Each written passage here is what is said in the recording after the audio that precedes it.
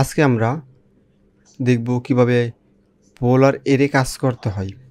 আপনি যখন casting sheet ও pile অথবা সার্কুলার কলাম ড্র করতে চান, তখন আপনার এই একটা এরে কমান্ড ইউজ করতে হয়, সেটা হচ্ছে পোলার এরে, মানে হচ্ছে বৃত্তাকার এরে।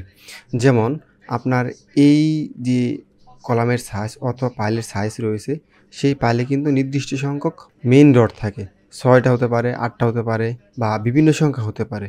তাহলে আমরা প্রেস করব আর এন্টার। তারপর আমরা কি করব, কোনটাকে অবজেক্টকে আমরা মুভ করব অথবা একাধিক কপি করব। আমরা করব যে এই সার্কেলটাকে সিলেক্ট করার পর এন্টার। তারপর আমরা কি করব, পোলার রেক্টেঙ্গেল পাথ। আমরা যেহেতু বৃত্তাকারে করব, তাহলে বলে কি পোলার, তাহলে পিও এন্টার লিখলে হবে, অথবা POLAR এখানে ক্লিক দিলে হবে। তারপরে আমাদের যেহেতু একটা বৃত্ত, সেই বৃত্তের কিন্তু একটা সেন্টার থাকে, সেন্টার পয়েন্ট থাকে। আমরা যখন এই পরিধি বরাবর আমরা মাউসের পয়েন্টারটা নিয়ে যাব, তাহলে কিন্তু সেটা সেন্টার ধরবেই। সেন্টার ধরলে আমরা সেন্টারটা ক্লিক দিব। তারপর আমাদের অন্য একটা স্ক্রিন চলে আসে পড়বে। আমরা এখানে দেখব যে আমরা কয়টা রড দিব বা কয়টা কপি করব। যেমন আমাদের 6টা দেওয়া আছে, আমরা ইচ্ছা হলে আইটেমটাকে 8টাতেও কনভার্ট করতে পারি। ওকে, তাহলে আমরা ইজিলি কীভাবে করতে সেটা শিখে নিলাম।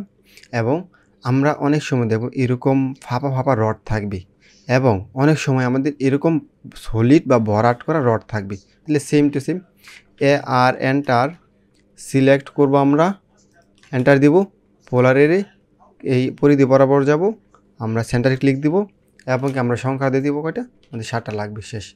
তারপরে ক্লোজ এরে দিব। আমাদের ইজিলি খুব সহজে পোলার এরে করা হয়ে গেছে।